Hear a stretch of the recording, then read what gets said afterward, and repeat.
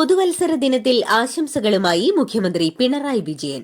ജാതിമതവർഗ ഭേദമന്യേ എല്ലാവരും ഒത്തൊരുമിക്കുന്നു എന്നതാണ് പുതുവർഷത്തിന്റെ പ്രത്യേകതയെന്നും അതുതന്നെയാണ് ആ ദിനം പകരുന്ന മഹത്തായ സന്ദേശമെന്നും ആശംസാക്കുറിപ്പിലൂടെ മുഖ്യമന്ത്രി അറിയിച്ചു.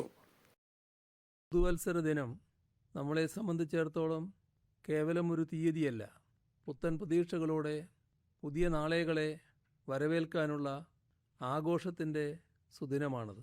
ജാതിമത വർഗഭേദമന്യേ ഏവരും ഒത്തൊരുമിക്കുന്നു എന്നതാണ് പുതുവർഷ രാവിൻ്റെ പ്രത്യേകത. അതുതന്നെയാണ് ആ ദിനം പകരുന്ന മഹത്തായ സന്ദേശവും. ഒറ്റക്കെട്ടായി നാളുകളെ പ്രകാശപൂർണമാക്കാനുള്ള ഊർജവും പ്രചോദനവും 2025 നമുക്ക് പകരട്ടെ. നാടിൻ്റെ നന്മയ്ക്കും പുരോഗതിക്കുമായി കൈകോർത്ത് മുന്നോട്ടു പോകാം. പുതുവർഷം സന്തോഷത്താൽ പ്രശോഭിതമാകട്ടെ. ഏവർക്കും ഹൃദയം നിറഞ്ഞ പുതുവത്സരാശംസകൾ.